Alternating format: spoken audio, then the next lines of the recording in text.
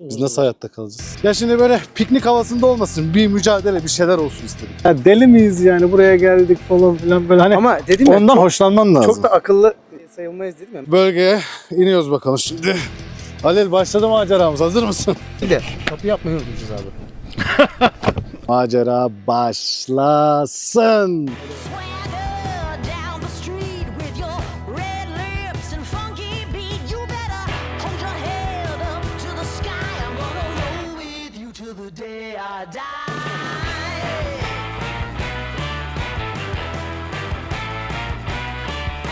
Hey, swing those hips around. Can't stop, roll back down. My ladies, short, tall, thin or wide, always down and ready to ride. Şimdi Çınardibi miydi burası? Evet. Şimdi Çınardibi'nden çıktık. Şöyle Gösterebilirsin dağ zaten. yolundan. Şu karşıdaki ormanlara falan dalacağız. Şimdi gideceğimiz lokasyon o zaman bu karşıdaki dağ mı olacak? Evet. Buralar Bayındır Dağı diye mi geçiyor aynı zamanda? Bayındır'a bağlı. Ha, Bayındır'a bağlı. Ben araştırdığımda Bayındır Dağları diye sanki bu lokasyonu gösterdi ama Aslında başka şöyle, ismi varmış galiba. Mahmut Dağı diye geçiyor şu. Mahmut Dağı mı? Aha. Ve şu an patikaya girdik. Zaten olayın başlangıç noktası burası diyebiliriz yani. Bir keşfe girdik. Şimdi Halil buralara daha vakıf. O yüzden biraz daha ona güveniyorum bu konuda. Umarım bizi yanıltmaz. Evet, umarım bizi utandırmayacak Halil. İnşallah. Bu arada Halil bayağı yani malzemesi, ekipmanı falan bayağı iyi, profesyonel. O yönden ona da güvenerek kimle yapabilirim bu hayatta kalma macerasını dedim ve Halil aklıma geldi. Abi ben de Ve buna bir karar verdik yani. senden başka biriyle yapabileceğimi düşünmüyorum. Evet. Teşekkür ederim bu ayrıca. Bu güvenin için umarım senin de güvenini sarsmam. Yine burada çünkü bu bir piknik değil özellikle. Bu piknik değil. Bu tamamen bir macera ve aynı zamanda iş yükü. Kesinlikle. Ve yanımızda çadır da yok. Aynen, Yani çadır yok, bir şey yok. barınak Sadece yerimiz- gıda falan böyle ihtiyaç duyacağımızı düşündüğümüz aklımıza gelen şeyleri aldık. Çünkü aynı zamanda şimdi arabayı bırakıp ormanın içine doğru yürümemiz gerekecek çünkü. Yani elimizdeki malzemeyle ne kadar yürüyeceğiz, ne kadar yürümemiz gerekiyor? Bunlar da soru işareti olduğu için mümkün olduğunca minimum malzeme ama konforumuz bozulmasın diye de ihtiyacımız olan alabileceğimiz her şeyi almaya çalışacağız. Ya çünkü doğada olay konforsa yükü taşıyacaksın sırtında yani. Evet, şimdi hala yer bulmak için keşfe devam ediyoruz. Şimdi GPS'ten de aynı zamanda yardım alıyoruz. Şimdi burada bir patika bulduk. Bakalım çevresinde düzlük var mı? Mesela bak Halil, su sesi geliyor. Ya özellikle mesela su kaynağının yakınına konuşlanmak istiyoruz. Amacımız hem su ihtiyacımızı giderebilmek. Aynı zamanda da işte işçilikte falan mesela kullanacağımız materyallerde bize su hayattır yani bir kere. Su, ateş, tahta mı? Kesinlikle abi. Evet, Cem Yılmaz'a buradan gönderme. Ekipmanları da taşıyacağız ya. Evet, ekipmanları da taşıyacağımız alan. Yani hem ormanın içi, ya biz aslında bayağı bir konforlu bir şey yaratmaya şey çalışıyoruz. Çok şey istiyoruz da. Aslında bizimki modern hayatta kalma da diyebiliriz yani. Şöyle bir şey var, oraya ekip kurulmuş. Yani burası biraz bayağı ayaküstü. Burası bayağı bir ayak. Bayağı ayaküstü. Şöyle. Bak mesela şuradan aşağı doğru insek mi bir? Suya doğru. Şuradan mı? Aynen. Aşağıda bir düzlük var. Yani yolu kullanalım en azından, dere yolunu kullanalım en azından ki hani eğer uygun bir alan varsa diye düşünüyorum. Zemin uygun gibi değil. Şu ağaç mesela gövdesi kalın. Yani direkt oraya da yapabiliriz ama üçgen yapmamız gerekecek. Yaşam alanı Ya çok bir de kısıtlı olacak. zemin yani çok ıslak ve yumuşak bir zemin yok, kaya. Aynı zamanda bu da bizi hem işçilikte zorlayacak hem de uygun konforlu alan yaratamayacağız. Yani orada birazcık dursun, doğayla birlikte kalsın istiyoruz da. Evet, o zaman- Ama yine de burayı bir kaydedelim. Kaydedelim, hiç vakit Aynen, hiç vakit kaybetmeden olayımıza devam edelim. Uyt, Allah, düşüyorduk da. Elimde bir de kameradan korkuyorum. Bir şey olacak diye. Şu an alt çekiyorsun. Çekiyorum. Ki buradan eşya indirmek Evet, eşya indirmek de zor. Yani şu yola bakar mısın? Şu yol bu şekilde indir bindir indir bindir. Sıkıntı yani. Ve de hani ağacı topla bilmem neyi yap falan derken de konforsuz olacak yani. Biraz daha konforlu bir alan bulmamız daha iyi olabilir. Evet, su var. Su var. Sudan yana sıkıntı yok. Dikkat et. Aynen.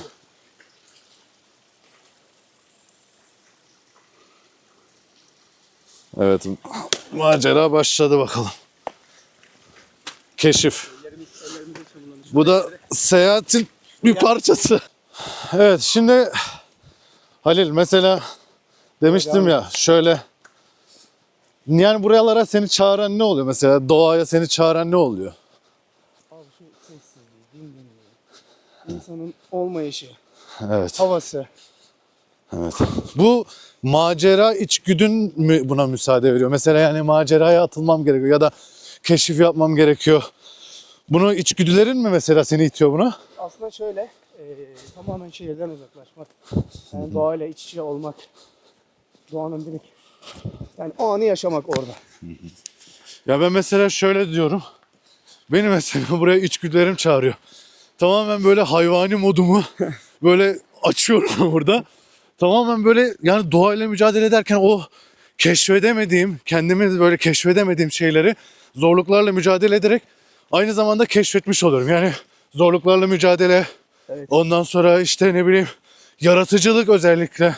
Şimdi mesela bir keşif yapmaya çalışıyoruz. Nereden ne yapabiliriz? Neyi yaratabiliriz? Hangisi bizim için konforlu? Falan gibi bunlar mesela aslında hayatın basamakları yani, değil mi? Hayatın içinde de var zaten aslında. Aynen öyle. Dediğim gibi. Şimdi seyahati de seviyorum. Seyahat de bir keşif.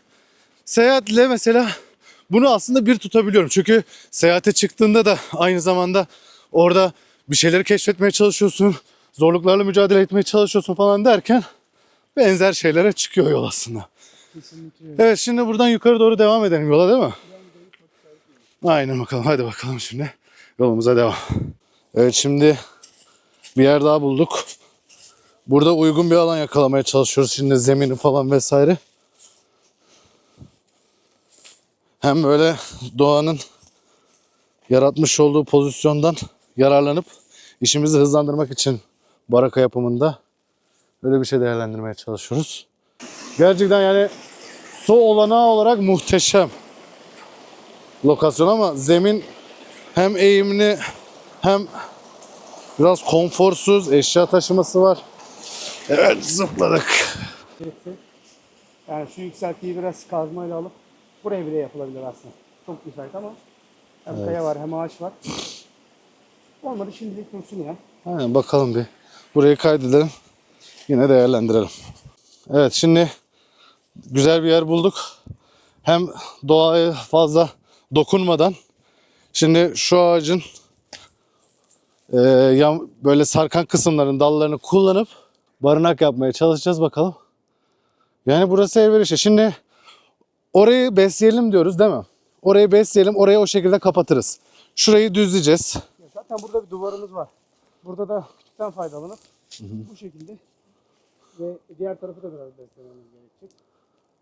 En azından hani bizi biraz kamufle edecek kadar Evet. yapsak bile yeterli olur. Tabii yani bugün için zaten ihtiyacımız olan şey bu. Yani çok gönül isterdi ki daha iyi bir barınak yapalım ama yani yapabileceğimizin en iyisini yapmak mesela. Bununla ilgili düşüncen var mı, fikrin? Hadi bakalım. Yaratıcılığı konuştur şimdi. Şu ağacın ana direkt dallarına buradan bu şekilde besleme yaparsak, aynı şekilde de yine şu ön tarafı kapatırsak, Aynen. zaten burası yeterince kapalı. Burası sadece yani şu alanı sadece beslersek kapatacak şekilde. Bir de ağaçlar hani iğnelerle falan, çam iğnelerine falan kapatırız. Hı. Ondan sonra bu yamacı kapatırız. Bu tarafı Şurayı- da kapatırız. Şurayı biraz almamız gerekecek. Alacağız, burayı düzlememiz lazım zaten. Zemin Zaten düzlemeye başladıktan sonra iş paylaşımı da yaparız. Gerekirse ben düzlemeye başlarım, sen malzemeleri toplarsın bilmem ne falan. Bence buraya konuşalım. o şekilde Ne yapalım. Bir de şuraya giriş mi yapsak acaba, kapı mı yapsak? Nereye? Bak bir şeyler geliyor. Şu iki gövdenin arasına. Yani buradan mı inip çıksak? Ama şimdi bayağı burayı alçaltırsak alçak kalıyor. Aslında bak şimdi şöyle yatacak olduğumuz alan bence şurası yapalım. Yani şu an durduğumuz yeri biraz alalım. Burayı düzleyelim. Bunu da sadece üstünü biraz düzleyip masa gibi kullanabiliriz. Yani üstünü temizledikten sonra. Şimdi burada su bulduk. Su kaynağı bulduk az da olsa. Su kaynağı bulduk. O su kaynağını hem kullanmış oluruz. Hani mesela çamurdan bir şeyler yapmamız gerekirse vesaire. Buradan hani ihtiyacımız olur. Gene yanımızda var ama ihtiyacımız olduğunda en azından bir su kaynağımız var. Bak mesela oralardan da falan akıyor güzel. En azından su kaynağımız var. O zaman bir yukarısını tekrar değerlendirelim. Bir bakalım. Ondan sonra gerekirse orada artık başlayalım. Çünkü zaman kaybediyoruz artık yeter. Hadi bakalım başlayalım. Evet vur kazmayı Halil vur. Hadi bakalım başlayalım olayımıza. Biraz daha mı yukarıdan başlasan? Amerikan olayım lütfen. Keyfe bak. Keyfe bak. Amerika. Nasıl hayatta kalma bu ben anlamadım ki. Bu bir modern hayatta kalma gibi bir şey oldu birazcık. Bulunduğumuz bölgenin zeminini düzlemeye çalışıp şu şekilde dallardan yardım alıp buraları kapatıp bir alan yaratacağız. Düzlüyorum. Kazma yaptım şu an. Kürekle de toparlayacağım. En azından temeli, zemini hazırladıktan sonra olaya devam edeceğiz. Evet, şimdi devam edelim bakalım. Biraz dinlendik hazır kamerayı falan ayarlayalım derken. Kendime bir yarış düzenlemiştim. Halil kahveyi hazırlayana kadar burası hazır olması gerekiyor şu an. Hadi abi durmak yok. Hadi. Hadi abi. Hızlı. Şöyle olsun. Hadi. Şöyle engel olayım mı ben sana? Evet azıcık da engel o. Aynen. Tezgahını da kurdun hemen ha. Seni de kandırıp buralara getirdim ama yani kanına girmeye çalıştım da kanına girmeye müsaitmişsin sen de diyorum. Varmış bende. Varmış aynen. Bir temel varmış ki kandın hemen. Öyle modern. Aynen. Tabii ben birazcık aman çok böyle şey yapmıyorum. Spor sert yapmıyorum yani. Ama şu rutine oluşturursam eğer doğaya da arada çıkıp en azından hard bir kardiyo gibi bu olaya bağlayabilirim belki de yani bilemiyorum. Sizler böyle bir şey isterseniz neden olmasın ya da değil mi? Kesinlikle çok Şimdi doğaya zaten uyumlu bir. aynen. Allah'a şükür bir şekilde öyle bir temelimiz var yani ne de içgüdüsel temel. Temel içgüdümüz var yani. Sefa adamıyım birazcık. Hem işkence göreceğim hem sefa Bir çekeceğim. bakabilir misin? Evet. Yani şu kadar yarım bardağa yakın bir şey oldu. Yeterli mi? Tamam yeter. O zaman buyur. Ha, bu benim için mi? Tamam. Evet artık ödül olarak dinleneyim yani. Değil mi Halil? Bir de macerayı sevmek gerekiyor. Yani şimdi biz ya deli miyiz yani buraya geldik falan filan böyle. Hani Ama dedim ya ondan hoşlanman lazım. çok da akıllı şey sayılmayız dedim ya. Mesela Evet yani çok ben akıllı sayılmıyoruz. üniversite zamanında bahsetmiştim ya sana. Hollanda'dan İzmir'e kadar Evet. bisikletle geldik. Aynen Yani öyle. 12 ülke 4500 kilometre. Kesinlikle bu bir çılgınlık Baktığın yani. buna. zaman insanlara anlattığım zaman ya git işine ya falan diyenler olmuştu mesela. İlla ki yani. Çünkü gerçekten insanlar hareketi sevmiyor. Yani aslında sevmiyor da değil. Buna alıştırıldık yani. Şu anki düzen bunu gerektiriyor. Böyle bir ortam var. Modern hayat bunu gerektirdi. Bunu yarattı. Ama biz o modernliğe karşı gelmeye çalışıyoruz. Yani birazcık aslında direniyoruz. Bu direnme de bizde bir farklı bir deneyim ve farklı bir algı oluşturuyor. Kesinlikle. Hayata bakış açın farklılaşıyor. İnsanlarla diyaloğun değişiyor vesaire vesaire. Birçok artılarının olduğunu düşünüyorum yani. Aynen öyle abi. Zaten sayarsın saymakla da bitmez. Ama tabii modern hayatın bize işte sunmuş olduğu bazı güzellikleri hayatı kolaylaştıran. ne bileyim, Evet. işte kahvemizi demlemek için kullandığımız aparat gibi. Evet bunlar da gerekli oluyor işte. Bunlar da Bunlar da gerekli. hayatın konforunda yer alıyor maalesef.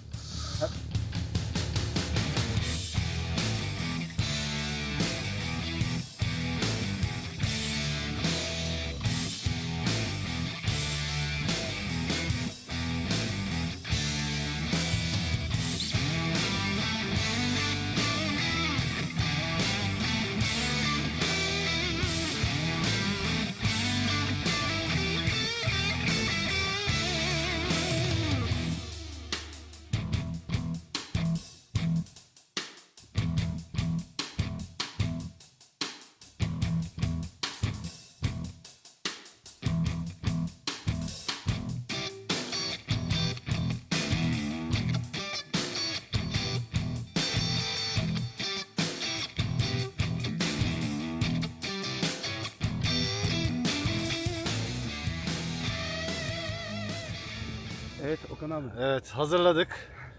Kuş barınağı mı diyelim yoksa hayatta kalmak değil de aslında tam olarak kendimize bir alan oluşturduk. Yani rüzgarı kesecek, Evet. hayvanı engelleyecek bir şekilde bir ortam oluşturmaya çalıştık. Karanlık oldu. Yaklaşık saat 12'de falan başlayabildik galiba. 12'de. 12 saat 5.30 gibi tam olarak şu vaziyete, ateşi yakacak vaziyete getirdik olayı. Artık bunun keyfini çıkaracağız. Yani 5.5 saatte burayı Bu bir kadar vaziyette yapabildik. hazırladık. Yine güzel ince detaylarını çekecek şekilde görüntüleri alacağız. Evet. Evet, güzel başladık. Umarım beğenirsiniz. Evet, bakalım devam edelim. Kanala abone olmayı unutmayın bu arada. Kesinlikle. Ve Kara Kampçısı'nı özellikle takip edin. Bu arada haritada bir yerdenin de baltasını kullandık. Seni de burada andık. Evet, selamlarımızı gönderiyorum. Kampımızın şerefine ilk etimizi yerleştiriyorum. Sesi duy bakayım. Yaşa. Ortaya ateş böyle bazen kızarıyor. Bir şey geliyorsun. Gel kardeş, buyur. Ne yapacak bir şey yok mu saatten sonra? Kapımız açık zaten yalan da değil. Kapımız açık. O değil de kapı yapmayı unutmuşuz abi. Kapımız açık kalmış. Kapı açık kaldı evet biraz. Ama o bizim misafirperver olduğumuzu da gösteriyor. Aynen, onu gösteriyor. Ama kampetle bir şekilde kapatacağız yani. Güvenliği alacağız gene. Öyle boşta o kadar değil. da değiliz yani. O kadar da centilmen değiliz yani. Dedik ya, hayvani modlar var. Açtık onları. Davet ederiz, uzaktan bakarız. Hoşça kal deriz. Bay bay deriz. Yeterli. Aynen. Fazla samimiyete gerek yok. Yalnız bu ışıklar falan çok modern oldu ya burası, ortam. Gene tam hayatta kalamadık. Hazırlıklı hayatta. Hazırlıklı hayata hazırmışız zaten. Ama şöyle yani barınma konusunda barınmayı kendimiz yaptık, inşa Tabii ettik canım. en azından. Aynen öyle. Yani çadır kurmadık. Aynen, çadır kurmadık mesele zaten o. Evet. Ve direkt olduğu gibi Aynen, düzlediğimiz tulumlarla. yere tuluma girip yatacağız. Ne mat var, ne şişme yatak var. Sadece uyku tulumu ve biz. Yine hayvani modlarla bir şekilde. Onu iyi kaçmışız ya. Ne hayvani modmuş be kardeşim. Oh, doydum yalnız Ali. Evet, Kara Kampçısı. Artık yatalım abi. Nasıl bir deneyimdi? Vallahi Öyle aracın üstüne çadırı kurayım, İşte bilmem ne yapayım falan, onunla Şişme bir çadır mi? kurayım. Şişme çadır kurayım, Ya onda bir mi? Kesinlikle bir değil zaten. Ya bu olayın zevki şeyi ayrı. Ama O zaman. senin olay da çok iyi ya gerçekten. Ya o olay tabii. Tulumun da iyi bakıyorum da. Tulumun mu? Evet. Kasti. Çok güzel. Bakar mısın Evet, yani beğendim. etrafta? Yani şu an tamam yaptık kendimize göre bir barınak. Ateşimiz de Ama- söndü şu an. Evet. Sadece ışıldağımız var. Ve Sadece altımızda ışıldağımız. mat yok. Ama kasti tulum var. Evet. Bu yetiyor zaten. Aynen öyle. Evet. Şu an korunaklı barınağımızda, kendimizce emniyetli aldığımızı düşündüğümüz barınakta uykuya dalacağız. Güzel bir uyku uyuyacağımızı düşünüyorum. Kesinlikle çünkü çok yorulduk. Evet. Evet. O Sabah- zaman sabahın ilk saatlerinde gün ışığını en güzel bir şekilde değerlendirerek uyanmak üzere. Halil, iyi geceler. İyi geceler. Evet. Evet. Devam edelim şimdi. Sabaha bakalım neler olacak. Bakalım gecede maceralar yaşayacağız mı? Onu İnşallah bilmiyoruz. yaşamayız. Hadi bakalım. Günaydın abi. Bayağı güneş ağzımıza girmiş. Evet. Allah'tan sundurmamızın gölgesi iyi.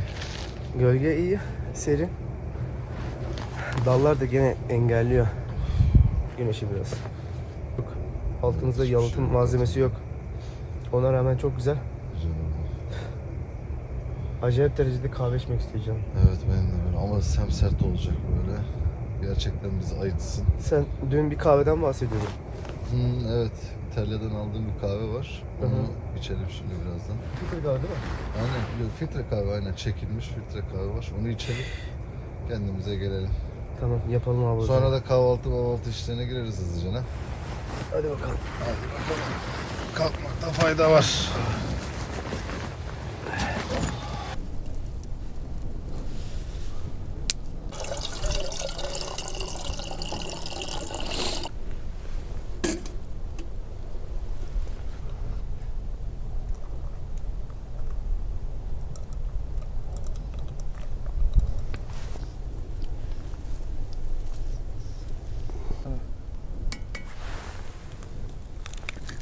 Evet.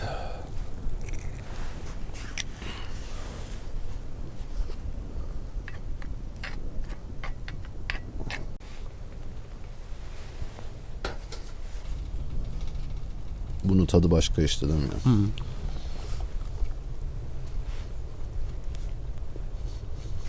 Şu şekilde oturup yemek kadar keyif verici, huzur verici bir şey gerçekten yok. Daha bir lezzetli geliyor direkt. Evet, insana, lezzetinden dışarıdaki. tut. Yani atmosferi, sana hissiyatı yani daha doğrusu. Bambaşka ya. Evet, güzel bir kamptı. Güzel deneyimler yaşadık. Aynen öyle abi. Keyif aldık. Yani bayağı zorlandık hatta bazı durumlarda. Peki senin için en can alıcı, kampın en can alıcı böyle seni böyle müthiş derecede zorlayan kısmı neresiydi? Abi kesinlikle zaten yani barınağımızı hazırlama. Evet. Yamaçta olduğumuz için tamam malzeme vardı. Hani yerlerde odun falan bulmak kolay ama yamaç bizi zorladı. Aynı zamanda zeminin düz olmayışı. Zemini düzlemekle uğraştık. Bu kısım gerçekten çok zorlayıcıydı. Öyle göründüğü gibi hiç kolay değil. Ama genel itibariyle hazırladıktan sonra da o akşamki keyfimiz hani oturduk sohbet vesaire ateşin başında. Bunların hepsi yani gerçekten güzel bir tecrübe oldu. Yani benim için de aynı şekilde en zorlayıcı kısmı yamaçta yaratmamızdı. Aslında biraz da onu istedik gibi. Böyle hani biraz bizi zorlasın, biraz daha böyle hırçınlaşalım. İsteyerek Evet, biraz isteyerek yaptık. Zor alanı seçtik. Hem de doğadan, coğrafyadan da yararlanmak istedik. Güzel deneyimdi. Zorlayıcı. Zaten bunun için geldik. Bu mücadeleyi yaratabilmek için kendimize. Evet, Kara Kampçısı'nı takip etmeyi unutmayın. Gerçekten çok güzel içerikleri var. Ve aynı şekilde Export Travel'da arkadaşlar lütfen takipte kalalım, izleyelim. İçerikleri gerçekten çok kaliteli Kara Kampçısı'nın. Evet, şimdilik hoşça kal diyoruz ve güzel bir deneyim yaşadık. Teşekkür ederim. Ben de çok teşekkür Muhteşem ederim. bir deneyimdi. Çok sağ ol. Evet. Evet, görüşmek üzere. Hoşça kalın. Hoşça kalın.